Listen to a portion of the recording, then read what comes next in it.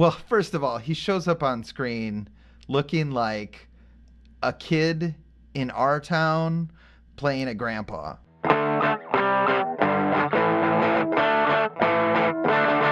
And welcome back to another episode of Exposing Ourselves. I'm Travis Ritchie, and this is episode 35. This is the show where we expose each other to new things. Matt, a big music fan, will assign me one of his favorite music artists to listen to each week, and I, a movie buff, will give him one of my favorite films, and we come together on this very podcast to discuss it all. And with me, as always, is my good friend... Matt, God, my voice.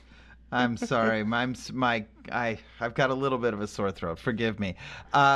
I watched Collateral this week, and you listened to Portishead. My name is Matt Runquist. Yes, it is Matt Runquist. I have a little bit of a throat thing. So. I'm sorry to hear you got a froggy in your throat. Yeah. Hopefully we can power through and get this episode to the can. Well, the nice thing is that it does actually give me a little bit more of a radio voice than I usually have. So. Yeah, there you go. It gives you that deepness. I always am interested when I have laryngitis or whatever, and then when I'm able to talk again for a couple of days, I get that nice Barry White sound that way down here, and I think that's very interesting. The human body is strange and weird. So how was your week been, man? I had a good week. It was the last week of summer for a lot of people. In the sense that this was, we're recording this on Labor Day. Happy Labor Day. Yes, Solidarity. on actual Labor Day, not on Sunday either, yeah. Yeah, is this the first time you've been on strike on Labor Day? Oh, yeah. Yeah, I suppose it is, because I've never been on strike before. Oh, there personally. You go. Yeah, so power to the people. I did get out of town a little bit this weekend, went down to see some friends in Illinois. That'll be a reference later, remember that. Okay. And that was really fun, had a great time. Otherwise, all is well here. Everyone's healthy. Everyone's happy. There's very little to report. It's very hot here. Very hot. Oh, mid really? 90s plus humidity. So very, wow, very, very hot. Yeah. That's the Wisconsin I remember, and not fondly. Well, that's great. I actually had a fairly interesting week. Nothing super special, but I did. So the big news as far as striking is that my job, which is on a show that is not covered under the contract that is currently on strike. So SAG has different contracts with different, it covers different things. And my contract is not renegotiated until next year on this show. And so the only reason we're not working is because the writers are on strike. And so, but technically we're coming into our next season, and so we have to do rehearsals. And so they called me and they're like, "Hey, are you available to come in and work?" And I'm like, yeah, I guess so. So I got a couple days coming up, and then we'll see. There is some rumor that they're going to try to do the show without writers, which would be interesting. It's a talk show, so that would be interesting. I don't know what the deal is, but I'm curious to find out. So. And then yesterday, so I played Ultimate Frisbee on Saturday and played so hard. It was raining here, which was very weird on in the early September. And so we played out in the rain, and I did 3 whole games and then left with bad blisters on my big toes, on both big toes, and had already agreed to meet a friend to play tennis today. So I was a little nervous about that, but it went great. And not only was I nervous about the toes, but also I hadn't picked up a tennis racket in 4 years. Since before the pandemic, when I moved to Japan, I got rid of my tennis racket with everything else. Mm-hmm. And even then, I'd only been playing very sporadically with, a friend here and there. Sure. So I was very rusty, but it felt great to pick up a racket again and play. Nice. And then, today after that, I came home and then hooked up the puppy trailer and took Coco to the dog park, the big dog park. That's a bit of a bike ride away. And she had a great time. Now she's passed out at my feet. And, nice. Yeah, so we're having a good weekend here too. Still working on the edit for the Inspector novel, which I mentioned last week, and I think making some good progress on that. Speaking of Coco, though, was that Coco at the end of the episode? Yes, it was. Year? Yeah, you heard That's so that. Funny. Yeah.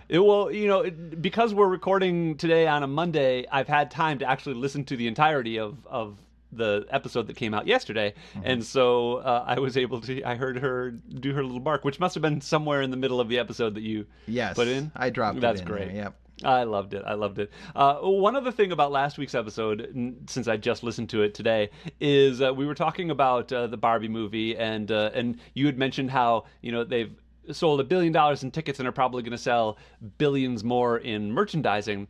And it occurred to me, are they going to make a weird Barbie doll, like on purpose? I mean, I would assume so. I haven't looked.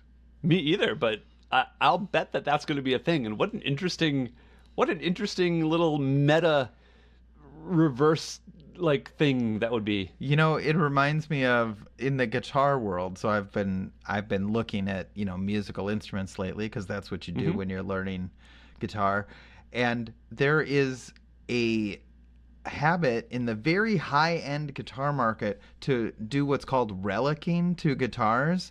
So that's taking brand new guitars and then making them look as if they have been played for 30 or 40 years. So they actually damage the finish, and they basically pre-age the guitar. Yeah, like acid washing your jeans or something. Yeah, but even more intense. And I find it just fascinating, right? Because yeah, sure, it's like acid washing your jeans or anything else, but of course these things demand a price premium over the regular guitars, and I find that insane, because it's you have to pay like an extra $1,000 for some guy out in California to take a sander to your guitar, which I think is isn't that weird? pretty funny. So the idea that there would be a super weird Barbie that has had basically a child relicking it is kind of funny. Yeah. Are you the type, so I'm getting that you're not the type to be into stuff that is purposefully made to look older. I mean, not unless there's a reason for it, right? So if you're making a prop for a movie or something, that's kind of cool, right? Yeah, that's not what I'm talking about. But no, I don't think that. So when it comes to authenticity, I'm all about it, right? And that strikes me as being extremely inauthentic. Yeah, sure. Yeah, I'm the same way. I don't think my equation in my mind, the thing that I relate to, is the acid washed jeans thing, where I just never really got into the idea of buying jeans that had holes in them from the factory, were new, but they were already pre-holed and distressed. So yeah, that's an interesting I don't know, thing that happens. I mean, I'm totally pro it for Super Weird Barbie. So I'm really curious if a weird Barbie is on the forecast for future merch, but I'd be surprised if it wasn't at this point. Yeah, I think it's probably a good idea. She was a big She'll probably get a spin-off movie. So. I don't know about that. Maybe. She'll probably get a spin-off TV show on Mattel Plus. Yeah. Their new streaming channel. I'm sure. I don't know if they're going to have one. Yeah. Who would they partner with? Oh, Warner Brothers. Duh. So yeah, probably. What's the Warner Brothers channel? They must have one. Oh, HBO or Max. God, it's all so confusing. Oh, Max is such a stupid name for a streaming network anyway. I hate when I log on. This is me being a cranky old man, hey kids, get off my lawn. But I hate when I put on Max and now it's all reality shows that it's recommending to me. Okay. Because those are the Discovery Channel shows that have been bought over, and it's no longer a prestige place to go for good television and good movies. Well, that was why they dropped the name HBO, is because they were afraid they were scaring off users with that HBO. They were scaring off the Discovery users? Well, they were scaring off, I think they were scaring off just people who think of HBO as too fancy for us. Too fancy. Okay. Yeah. I mean, the Game of Thrones, was, I don't know if it's fancy, it's just expensive. But, yeah, I don't know. The world is changing and I don't like it. Wow. Okay, old man. Well, what do you say we get into the meat here, Travis? Yeah, let's get to the meat. Let's shake it up and let's do the movie first. We haven't done the movie first in a long time, actually. Okay. All right, great. I'm going to call it. So I had you watch the movie Collateral, which is a 2004 film directed by Michael Mann. Michael Mann was well known for doing movies like Heat and Thief. What else? He did something. Oh, The Insider. That was the other big one that I remembered for him doing. And he did Ali with Will Smith. Anyway, so he did this movie with Tom Cruise and Jamie Foxx, and Jamie Foxx was actually nominated for an Academy Award for it. And it's the story of a cab driver who picks up an assassin, and the assassin's like, hey, you're pretty good at this. You're really fast, and you're great at getting around the city. And how about I pay you like to have you for the whole night? And Jamie Foxx is like, oh, okay. But the first stop that they go on, Cruise kills a guy, and the guy falls out the window and lands on the cab. And so now they're in it together, and it's an interesting. It's basically a character study of both of these people. And I found it fascinating because Cruise plays the villain essentially, and that's not something he ever does. I think this might be the only time he's ever played the villain, except for if you count the agent in Tropic Thunder. But I don't. I mean, I would count really. Magnolia too. Yeah, you know what? I mean, I've his seen character in Magnolia one time. Yeah, his character in Magnolia is a raging, terrible person. There are a lot of words that we're not going to use here because it's a family podcast. But yeah, I would definitely say he's the bad guy. Okay, in fair Magnolia. enough. Well, let me tell you briefly why I liked this movie. It's so I had seen it back when it came out, probably in theaters, I think, and not since then. And a couple of things that I've liked on this rewatch that I definitely didn't peg the first time through. But first of all, I love that LA is such a character in this movie. Now that I've lived here for 20 years, it was really interesting to see LA in such a very specific way and done correctly. Like there are movies like, I don't know, Once Upon a Time in Hollywood, where someone is on a street and they turn and suddenly they're on a different street and you're watching going, wait a second, that's not how that works. But that's not how they did this movie. This movie is very like, and I think since getting around LA is such a plot point, they actually represent it fairly well. I really liked the characterization of both Jamie Foxx, who felt like a real person, like he had dreams and he's kind of just stuck in his life, and here comes this force in the body of Tom Cruise, who comes into his life and just forces change on him, and it's a terrifying experience, but ultimately it changes him for the better.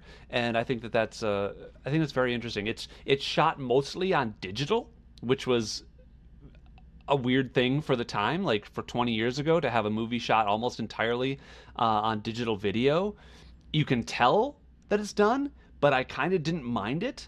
And yeah, I just everything is interesting. Everybody's performances are top notch. One of the things, the cop character came onto the screen, and I'm sitting there watching him, going, "God, he looks so familiar. Who is this guy? Like, he looks." I just can't place it. He looks familiar, and then he started to talk, and I'm like, "Oh my God, it's Ruffalo, Mark Ruffalo, and Yeah. it's the Hulk." Yeah, And it's Mark Ruffalo looking nothing at all like Mark Ruffalo. really, yeah, it's quite strange. And I liked the ending. I thought it was a little more actiony than I expected it to be. But so last week I talked about this not being a Tom Cruise movie, but there are a couple of very Tom Cruise things in this movie. Number one, you get Tom Cruise running, and you also get Tom Cruise being an expert at learning how to do the things that the character does. In this case, using a gun. Like the way he operates a firearm and is so proficient at it is the type of thing where you're like, well, he must have trained several months to do that. And I did some looking into it, and yeah, sure enough, he did. And so I just loved all that. All that the attention to detail is pretty fantastic. So, what did you think of Collateral before I get any more into it? Well, I struggled a little bit with this movie. There's a really nice setup. I like the setup, the idea of this cab driver who unknowingly picks up an assassin and ends up having to drive him around for the night. But there were a lot of points in this movie when I was struggling with my suspension of disbelief. And you know that that's a big thing with me. And you know my theory that like once a movie loses you, it's really hard to get back. And I struggled with it very early on. And so I'm going to do my best here to not nitpick apart a bunch of things that I found sort of ridiculous, because Sure. I think we can just safely assume that this is a fantasy movie that is not meant to be super grounded in the real world, and so Yeah, it's a noir. It's essentially a neo noir, almost a thriller, but a little bit of actiony. Yeah. yeah. I'll tell you what I really, really, really liked about this movie. Can you guess what it is? Uh, hmm.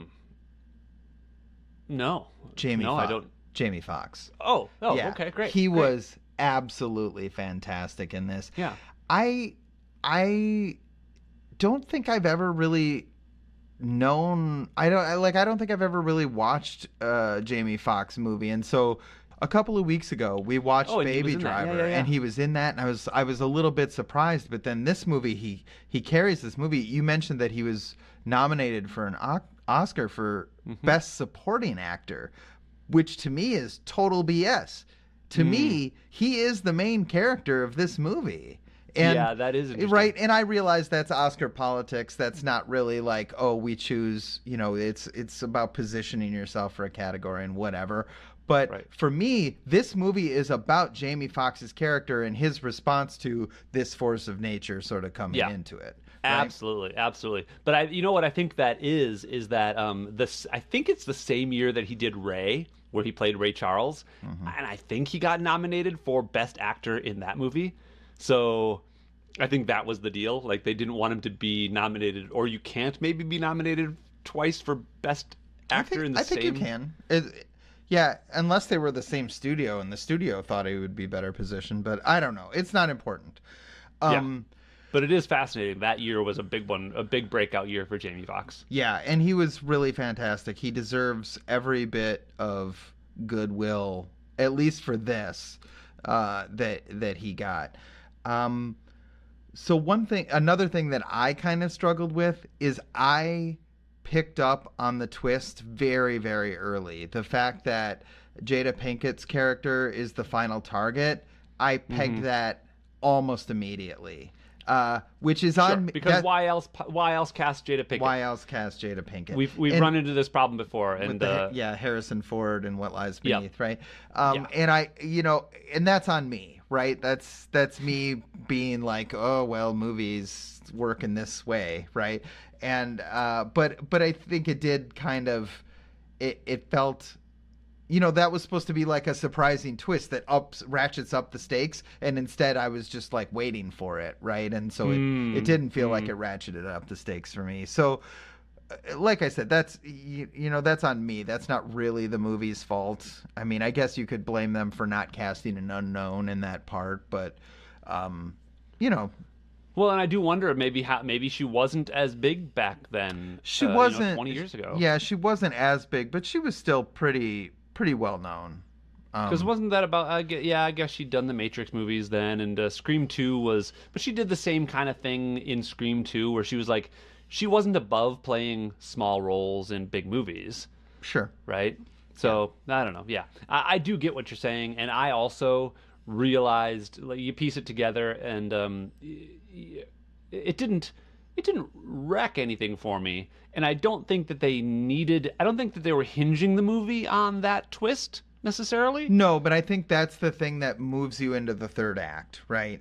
That's the thing that's sort of the dividing line between Jamie Foxx as a somewhat passive character. I mean, yeah, there's like a flash of it, right? But he's a pretty passive character up to that point. And then when, so Tom Cruise has needled him a couple of times about giving this woman a call. And of course, Right. you know that this guy's a psycho, and he has already seen his hit list and knows that this woman is on it while he's needling Jamie Foxx about it, right? And so that's, but yeah, and then that's the thing that like sort of not transforms him, but definitely pushes Jamie Foxx to do something other than sit in the cab and hope not to die, right? Right. Yes. Yeah. Which I'm all for that. I thought his journey was smooth and understandable. Like his arc was. It didn't seem outlandish to me for him to finally get to a point where he's pushing back against this very, very scary character, and whether it's he ultimately realizes that he's going to die anyway, so you might as well die fighting rather than just letting it happen, or whether he something else builds up inside him. But I thought that was believable. Well, go ahead. Well, I was just gonna say. I mean that, like, for me, he's the main character of the movie. His journey is most believable. That was the core of this movie for me, and to the extent that this is going to get any kind of rating from me, that's why, right? Because Jamie Foxx was fantastic, and his character's journey was really good. Okay. I hated Tom Cruise in this. Really? Yeah.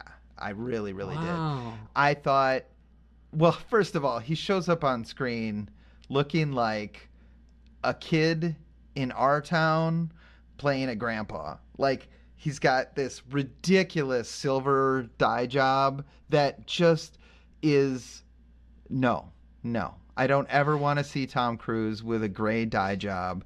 He, like, it looked so bad and so fake and so like he did look very fake. Yeah, he looks like I said, he looks like a kid in our town or it Death is of a a thing. Salesman. It is a thing that a few times over the course of the movie, I just notice. You just are like, oh yeah, that's right. Oh okay.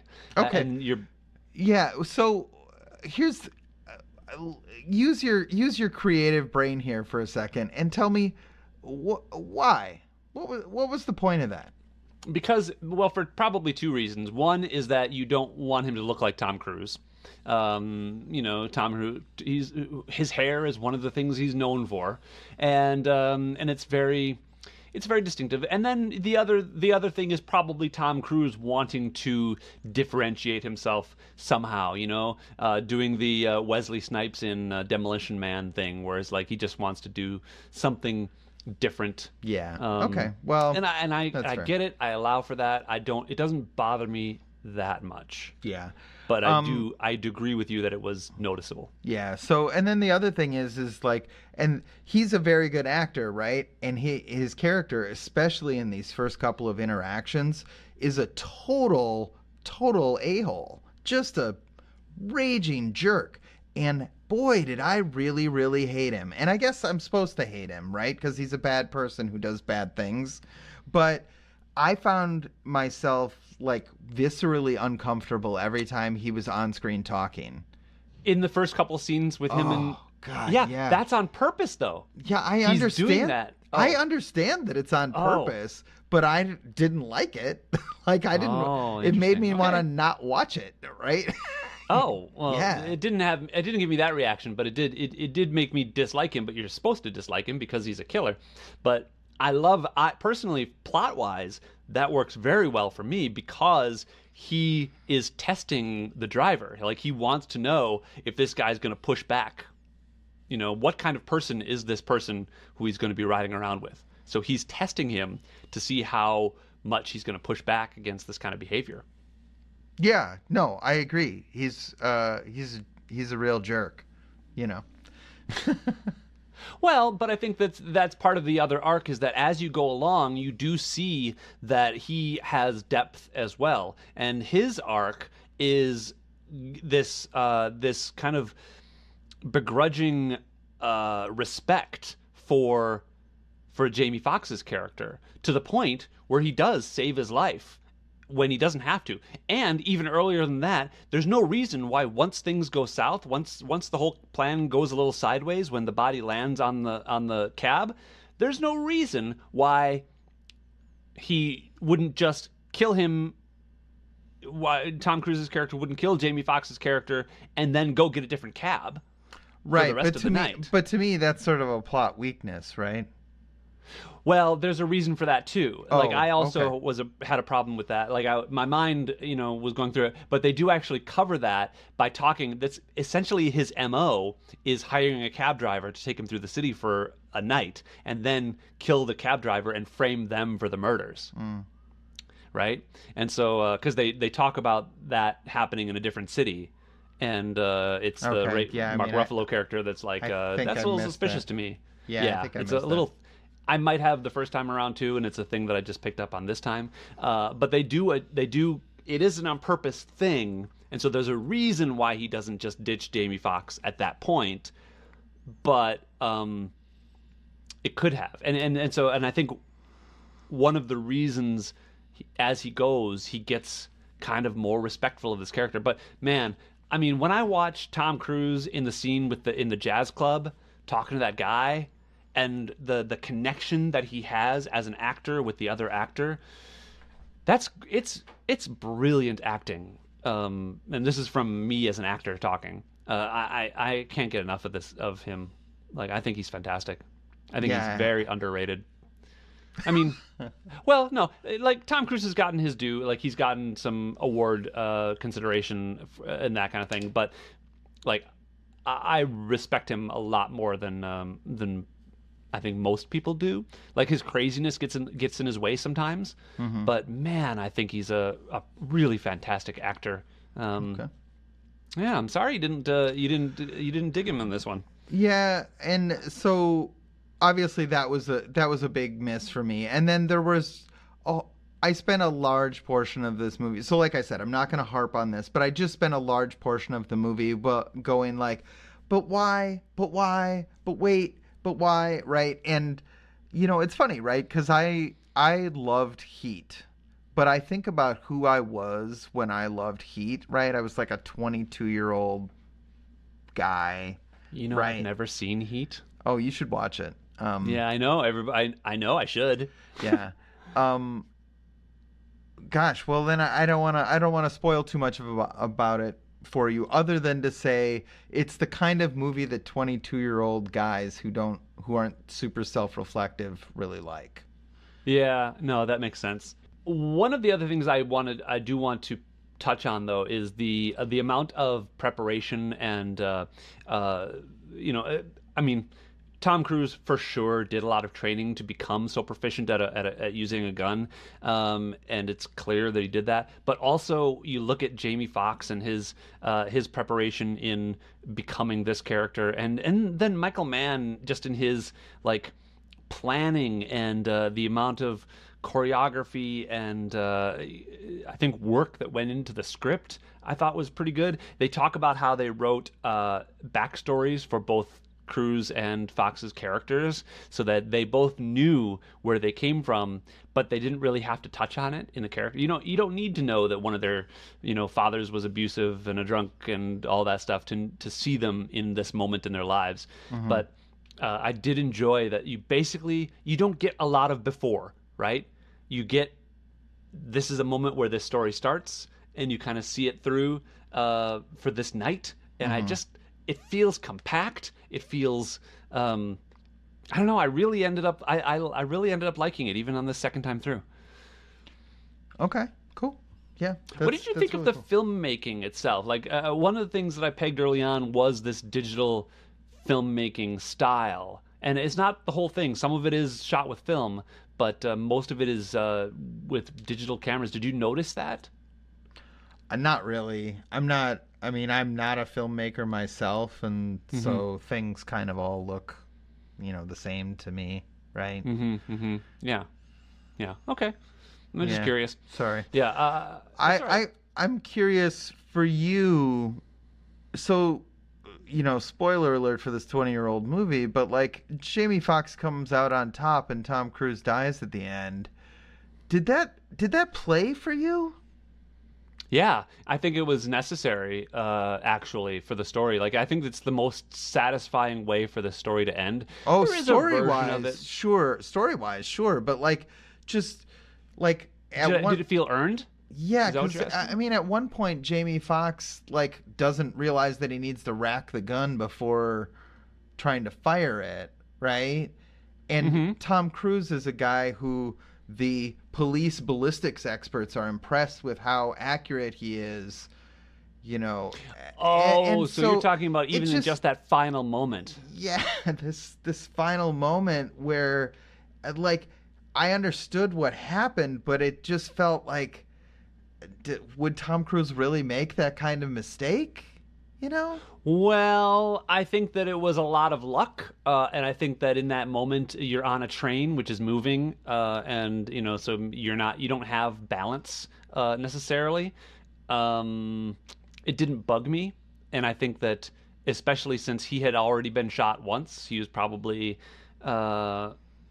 he had a bit of a he basically got shot grazed in the head once, Mm-hmm. and so he was probably Yeah. losing a lot of blood. He had his equilibrium off, because he was shot in the ear or whatever it was, and so I can justify that just fine Okay. and not feel too bad about it. That's fair. Yeah, and I really liked the poetry of the guy on the subway, even though subways in LA don't really go around. Like I don't, I think they actually happened to be on the one subway that goes down to Long Beach and then kind of around in a circle before it heads back up to the city downtown. But most of our subways don't do that. They go point to point, back and Mm-hmm. forth. Yeah. So and they're checked. Like Metro security gets on and Mm-hmm. clears off the train. Between every Clears ride. all the dead bodies off in between. Yeah, exactly, Yeah. exactly. Yeah, there was a train in Osaka that was a big circle, and I actually did get on it once or twice just to ride around in a circle Mm-hmm. a couple of times. Um, but yeah, that's not how LA subways work. Yeah, the But London Tube also has. I think they actually go both directions around the circle. yeah, yeah, that So makes sense. yeah. It would. So, all right, all right. Anything else you want to pick at? No, no, I don't want to pick at because I know that you like, and it's funny. I had a real surreal moment after watching this movie because I didn't mostly like it, right? Hmm. And and so I looked up a few things about it. I looked up the Wikipedia page and I looked up a few like critical, and the critical reception of this movie was really fantastic, right? A lot of top Well, 10 lists and things like that. And but it was funny because when you read the the details of their positive reviews, the things that bother them are also the things that bothered me. But for sure. some reason, they were just willing to be like, "This is a really great movie that has a giant plot hole," right? And I was like, uh, "Okay, I mean, I guess if you're willing to forgive that, then I guess Yeah. every movie is good if you're willing to forgive the bad parts." Yeah, yeah, no, that makes sense. Definitely. The and that's one of the problems I have with Rotten Tomatoes in general is that it takes every review and basically turns it into a binary where it's Mm-hmm. either fresh or not, Yeah. and so you could have 100 reviews that are all just barely fresh, each in like if you had ranked each review in a 1 to 10, Yeah. all of them would be at like 6. Yeah. But because they're all technically fresh, it gets like 100% Rotten Tomato score. Whereas like Metacritic is for me a better way to do it because it does kind of do that analysis of a Mm-hmm. review. Well, why don't you go ahead and give it a rating, a 1 to 10? Oh boy, this is tough for me. Obviously, it's going to be below average because I mostly didn't like it. Wow. Okay. I know, I know. That's all right. Um, can I'm gonna go with what I want to go with rather than what I would go with if I was trying to be kind to you. This Okay. is Yeah. No. this Don't be kind to me. This I don't have much. I'm not precious about this movie. this is a 3 for me. Whoa, that does surprise me. No, no, no. It just Yeah, surprises me. I'm okay being surprised. yeah, It's it okay is. that you didn't love it. Yeah, I like I said, I loved Jamie Foxx. Jada Pinkett was fine. I hated Tom Cruise, and Wow. I did. There was so much in this movie that just kind of threw me out of it, or that I actively disliked. That I just it was the 3 for me. There Hey, was that's some okay. stuff in it that was really well done, but it didn't hang together for me. All right, fair enough.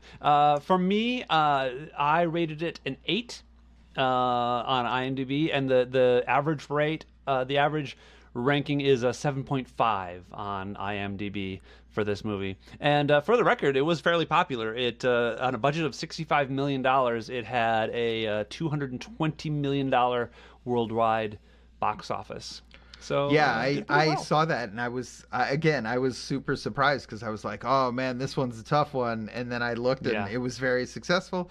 But we've had a few of those movies where, uh, where both of us thought it was kind of a dog, and then it turned out it made hundreds of Yeah, millions of well, that dollars. is, I So mean, that happens way more than I'm comfortable with in this world, but bad stuff is oftentimes popular. So, um, all right. Well, let's move on to the music. Tell me about music. Portishead. Portishead. So Portishead is a band. It's actually just two people. One is but kind of the instrumentalist, and one is the vocalist. And it is I think, the best example of the genre known as trip hop. So one of the things that I want to do in this experiment of ours is just expose you to some genres that you have never been exposed to before. And trip hop was kind of a flash in the pan. It was really a combination of uh, of the beats and the sort of musical soundscape of hip hop combined with a sort of theatrical female vocals. It was almost always theatrical female vocals, and Portishead is not the only band that did this. There's another very very popular band named Massive Attack, but I was and to almost to the point where there was like a Beatles Rolling Stones thing between fans of the two bands, uh, where you were kind of on one side or the other as to which one was better. And then there were a whole bunch of like smaller bands. But this is a genre that kind of flamed out very quickly. Massive Attack only had one really popular album. Portishead had two really popular albums. As a genre, it was really only a going concern for about 5 or 6 years. But for a while there was a ton of trip hop out there. So Hmm. this is my favorite Portishead album.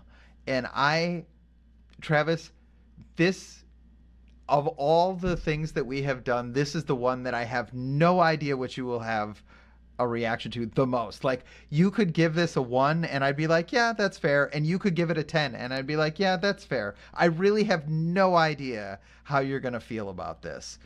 This was definitely an experience for me listening to this album, and it was I will say on the whole good because this was an immensely artistic album, right? Mm-hmm. And it's so funny because I started listening to it, I think, on my walk to play Ultimate Frisbee in the rain on Saturday. Oh, wow. And that was a perfect time to Yeah, start listening to this album. Like, for sure. this is a walking in the drizzly rain album for Yeah. sure. And it was kind of perfect, and it fit the mood, but not in a morose, dour way necessarily, but it just fit. Mm-hmm. And I think because my mood was kind of a little upbeat, but the weather was downbeat, and it had this interesting mix that the music fit perfectly. I will. It's an the music I can kind of categorize in my head as a like surly middle schooler girl who just is really really talented and like amazing at mixing her own songs and writing and doing instrumentals and stuff like that, because it did have that like angsty teen feel, that vibe, Mm-hmm. but it was very impressive musically. Mm-hmm. um, and it has a lot of things on it that I in the past have not liked, like a lot of processing on the vocals and stuff like that. But here it felt so deliberate Mm-hmm. and so like it was a tool, like it was a scalpel being used by the artist. And there's even like static in some of these songs. Wait, static that And didn't bother you? static that did not bother me. Wow, Because that is unusual. it was almost another instrument that was being used. Yeah. And it was like in my head I'm listening to it and I'm like seeing it almost. You know how when you watch static on a screen, right? Let's just say on the screen you're getting 1,000 particles in quote unquote of static, right? This would be like 50 particles of static being used. Like pepper or salt, as seasoning for the song. But it was so like I don't know, so on purpose. I had to appreciate the artistry of that. I would have liked a little more. Here's the interesting comparison that I made. When I was a kid, I used to be really big into soundtracks. When you met me, I was really big into soundtracks. So Jurassic Park, Batman, anything by John Williams, Star Wars, all that stuff. I owned these soundtracks. And I owned the Batman Returns soundtrack, which is almost entirely Danny Elfman music from the score, except for one song by Susie and the Banshees. Oh, okay. And I wanted very much to go back and listen to that song before we recorded, but I just didn't get to it because I've also been working on other things. But that connection was very strong in my brain, that this was like right along those lines. And I really liked that song back when I haven't heard it in a couple decades. But I that's the connection that I made. So I would have liked a little more variety in this album. Yeah. It is kind of not one note, but very constrained. It's very constrained. Yeah, the genre, the feeling are all very constrained in that same kind of small area, and I would have appreciated a little more variety. But ultimately, I really respected the musical work on this. Yeah, these are beautiful soundscapes. I listened to it. Good word. It's, 3 or 4 times this week because you really can just kind of get lost in them. Everything. So if you've never listened to trip hop, listener, it's very slow, right? There's a lot of room in between the beats and room that gets filled up with smaller sounds or maybe just a few notes on a guitar or a big booming bass, or everything has room to breathe. This is not like overwhelming wall of sound. What's that? I hear a harmonica deep under 4 layers of distorted guitar. This is the opposite of that. This is like you can very distinctly hear everything that's going on, and it's all got room to expand and fill the space. And I really like that about this. It is very, I've been listening to like a lot of metal lately and things that are, kind of heavy and really fill up a room with like sound and distortion. And this is the opposite of that. This fills up a room unequivocally, but it does it with very, very simple elements that combine to form a greater whole. Yeah. I would absolutely agree with you that tonally this is all in the same. It's very, very similar to one another. I love the songs on this, but it wouldn't surprise me at all if you spent a lot of time going, is this a different song or is this the same song? A little bit of that, yeah, for sure. The other thing that I really pegged as I was listening to it was it sounded like so I mentioned Susie and the Banshees. To me, it sounded like Susie and the Banshees auditioning for a James Bond song. James Bond has those songs. In fact, there's one song that sounds so much like Eartha Kitt. I don't know who sang that. Goldfinger. There's that. Yes. They almost use that same voice, and they even have horns and like that kind of feel. So it felt very like James Bond angsty teen. No, that's a really good spot. When I was looking at the Wikipedia page for this, the sort of research, one of the things that it talks about as an influence on trip hop is spy movies. You know, Oh, interesting. yeah. So Oh, yeah, I can hear that for sure. yeah. And then another thing is actually they have sampled Susie and the Banshees. So Really? you know what sampling is, right? Yeah. Okay. Yeah. Yeah.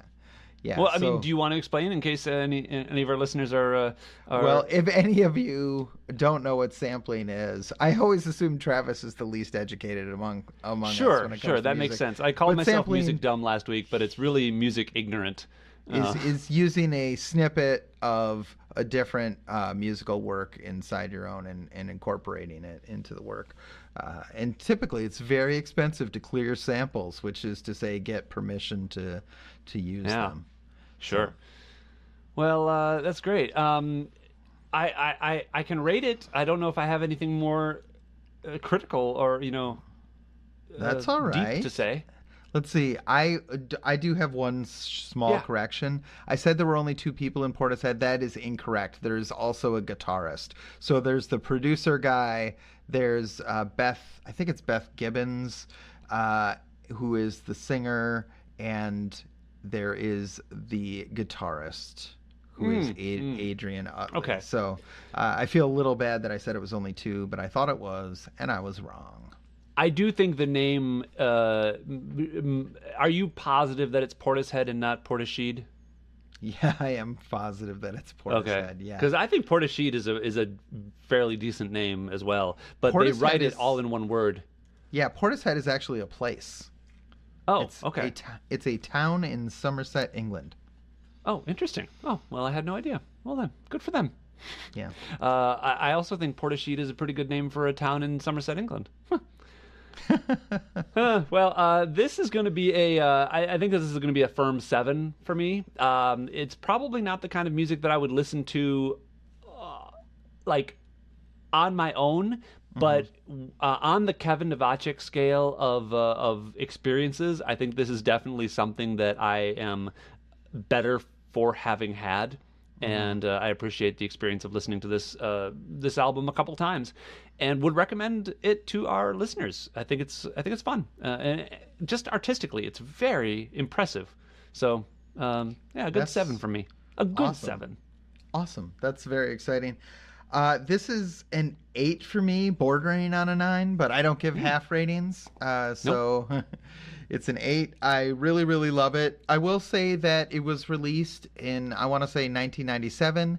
And at one point in my life, I listened to this album over and over and over again. But I actually hadn't heard it in probably a decade when I assigned it to you. Nice. But I really enjoyed diving back into it this week. So That's fun. I mean, that an 8. was me with Collateral. It's been almost 20 years since I've seen that movie, Yeah. which is crazy. Crazy. So, do you want to give me something for next week? I do want to give you something for next week. So, as I said, I spent some time in Illinois this week. Sorry. This weekend. No, not at all. It was actually quite lovely. That's It more was- of a Wisconsin joke. It was Like the way it is. south central Illinois, so far, far away from the wilds of Chicago. And I was reminded of the Sufjan Stevens album, Illinois. Do you know who Sufjan Stevens is? Never heard that name in my life. Sufjan Stevens is a songwriter and multi-instrumentalist singer. Are they a who- descendant of Cat Stevens? No. Oh. And he is really he's kind of in the folk tradition almost, but very pretty big orchestrations. And he, early on in his career, decided to start a project where he was going to write a theme album about every single U.S. state. Oh. He started with Michigan, which is his home state, and then his second album was called Illinois, and it was about the state of Illinois, and it's a whole bunch of songs about various aspects of Illinois: Casimir Pulaski, Chicago, John Wayne Gacy, Superman, all sorts of things that are Illinois related. You are about to say something. No, I thought it was one song per state, but he's doing an album for every state? Well, he gave up after Illinois. But Oh, so he did two. so you remember how I decided I was going to write a song I was every just week gonna for a say that. year? Yes. Yeah, this is sort of like that. He abandoned the project after 2 albums. He is still writing and recording, and he does a lot of really great stuff. His biggest hits that he has ever had in his career are off of this album. I did not quite give you the whole album because it's almost an hour and 20 minutes long, and I love you and know that you probably don't want to listen to an hour and 20-minute long album. So I Thanks. cut it down a fair bit. It's now under an hour. I think it's about 55 minutes, which is still a little long for us, but I think you'll like it. There's a lot of really good sort of, I want to say, operatic pop, folk, rock stuff, All right. and there's a song about John Wayne Gacy. So I think you'll love it. There you go. Yeah. Well, that should be interesting. I'm looking forward to it. This week, before I give you my assignment, I need to ask: have you seen The Flight of the Navigator, the 1986 Disney movie? I have indeed. Oh, okay. Recently? Yeah, like last year. Oh, okay. Oh, wow. Okay, great. It popped into my head recently because I was just going through my Disney movie library online and I saw that it was in there, and I realized I hadn't watched it in probably a couple of decades. But interestingly, the spaceship in it is voiced by Paul Rubens, who recently Yeah. died, but Yeah. is not credited Yeah. as Paul Rubens. Yeah. He I'd forgotten this. Yes, he wanted to be.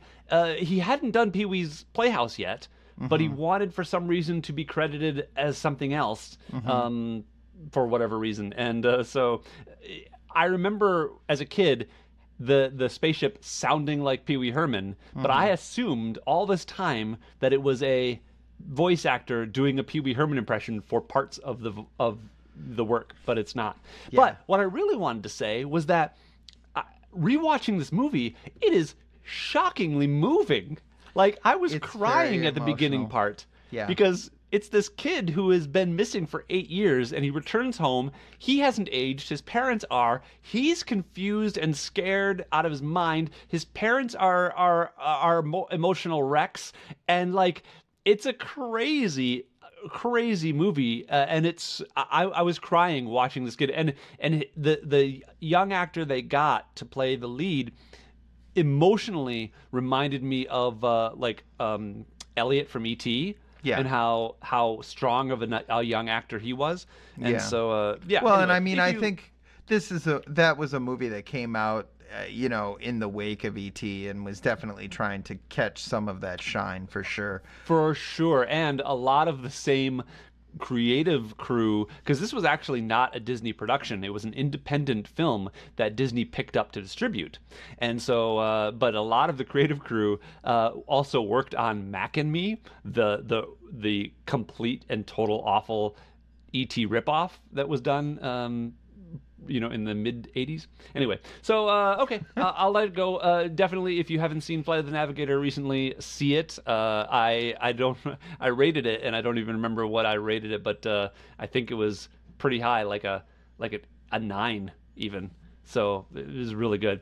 So what I am going to give you though is another recent movie that just came out this year. And it just came out on some streaming services, so it's free to watch.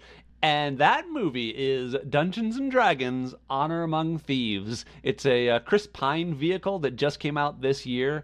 I did not see it in theaters, I don't think, but I did see it when it became available for streaming on, I think, Paramount Plus almost immediately. But it was a very successful movie and got a ton of good reviews. And when I watched it, I was very impressed by how fun it was. So I am going to give you that, and I'm going to watch it again. I've been waiting to watch it again. Oh, nice. Okay. So I'm looking forward to now. I think it's on Amazon Prime is where it's on, as in addition to Well, or maybe- I just started up with a D&D game this year for the first time since college. I didn't know you finally played D&D. Well, I didn't up until this year. I mean, back in college, I did. Right. But I played in middle school, but haven't played since then, and Yeah. I'd very much like to. Yeah, It's so very popular again. yeah, it is. It is pretty popular. The latest edition of the rules, which came out, I want to say 6 or 7 years ago, has been very successful in bringing people into the game. They simplified a lot of things that were sort of unnecessarily complicated, and I think the products that are available now are really engaging people in the game. So yeah, Oh, 5e that's is really good. fantastic. Yeah, I highly recommend finding a group if you can. That's great. There is a really great community episode centered around Dungeons and Dragons, and it's been pulled from most streaming services because it features one of the characters dressed up as a night elf, and so it's basically blackface, but it's like black, not even it's not as a it's a dumb reason to pull the episode, and it's called out in the episode, and it's stupid because it's such a good episode, and the episode is basically about suicide prevention and stuff like that, and so it's got such a great theme. It's a shame for that episode not to be around. I might try to find it, see if it's available, and send that to you. But yeah, I cannot wait to talk about this movie with you. Yo ho, sailing on the pirate seas. Oh yeah, a little bit. Shh, quiet. All right. Shut up. Well, Travis, I gotta say, I mean, I'm sure I'm gonna cut some things out of here, but Yeah, we are we're running out of time. really all out of time. So I just want to thank you this week for exposing yourself to me. Oh, thank you for exposing yourself to me, Matt. And if our listeners would like to expose themselves to us, please write us at exposingourselvespodcast@gmail.com or finding us on the Facebook page and let us know what you think of our ratings and if you agree or disagree. And Matt, we'll talk to you next week. Yeah, we'll talk to you next week.